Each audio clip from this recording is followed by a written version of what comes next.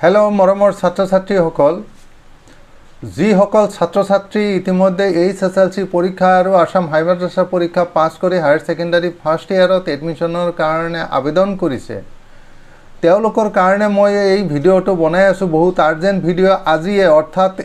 আজি 1 সেপ্টেম্বৰ তাৰিখে এটা নতুন অৰ্ডাৰ ওলাইছে আসাম হায়াৰ সেকেন্ডাৰী এডুকেশ্যন কাউন্সিলৰ পৰা সেই অৰ্ডাৰটোত কোৱা হৈছে যে ছাত্ৰ ছাত্ৰীসকলে কেনেকৈ কেতিয়া এডমিশন লব লাগিব সেই সম্পৰ্কে এই ভিডিঅটো বনাই আছো ভিডিঅটো কত স্কিপ নকৰাকৈ হেখলৈকে চাই থাকিবা নহলে কথাবিলাক ভালকৈ বুজি নাপাবা আৰু যি সকল ছাত্ৰ ছাত্ৰী আমাৰ এই চেনেলটো যেটো মাই ইংলিশ ক্লাছৰুম আছিল আজিৰ পৰা চেনেলটোৰ নাম হলনি কৰা হৈছে তসিম চাৰ্চ একাডেমি বুলি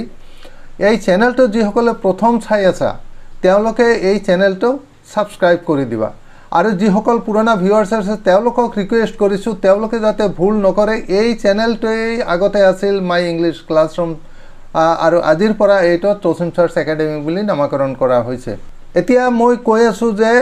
তেওঁলোকৰ এডমিশন কেনেকৈ হ'ব ইতিমধ্যে তেওঁলোকে অনলাইনত যি ফৰ্ম ফিল আপ কৰিছিল সেই ফৰ্ম ফিল আপৰ পাছত স্কুল বিলাকলৈ লিষ্ট পঠোৱা হৈছিল আৰু সেই লিষ্ট বিলাক ইতিমধ্যে সিলেকশন কৰাৰ কাৰণে তেওঁলোকক 5 তাৰিখলৈ ডেট দিয়া হৈছে স্কুল সমূহে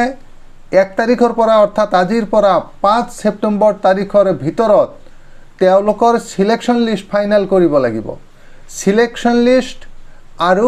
ওয়েটিং লিষ্ট স্কুল সমূহে 5 তাৰিখৰ ভিতৰত সিলেকশন লিষ্ট তৈয়াৰ কৰি পোৰ্টেলত আপডেট দি দিব আৰু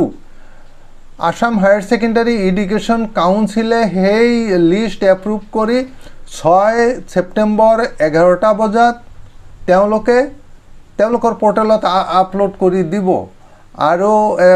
যেটো পোৰ্টেলত আপলোড কৰি দিব ছাত্ৰ ছাত্ৰীসকলে চাব পাৰিব মই পোৰ্টেলটো কৈ দিছো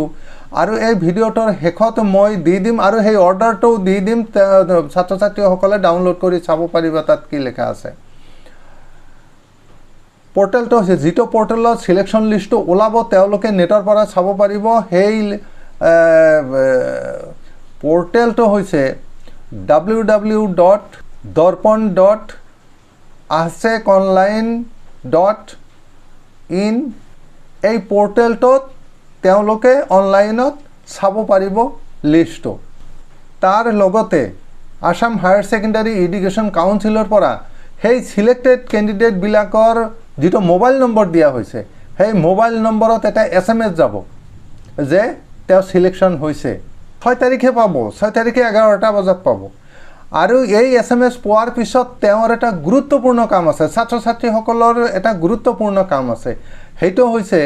যে নেক্সট দিনা অৰ্থাৎ 7 তাৰিখ ৰাতি 11টা বজাত 11 PM 11টা বজাৰ ভিতৰত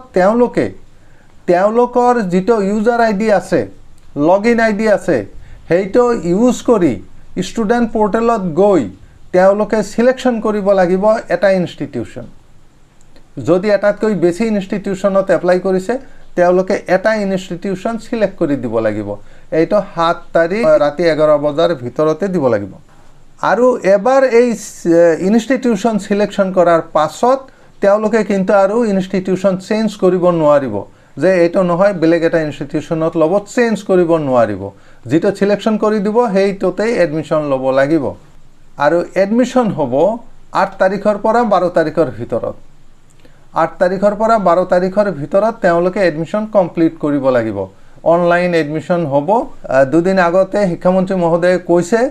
যে আগৰ নিচিনাকৈ এইবাৰো ফিটো ৰিলেক্সেশন কৰা হ'ব কিন্তু অৰ্ডাৰটো আহা নাই হয়তো ইতিমধ্যে অৰ্ডাৰ আহি যাব গতিকে আজিৰ ভিডিঅটো এইখিনিয়ে ধন্যবাদ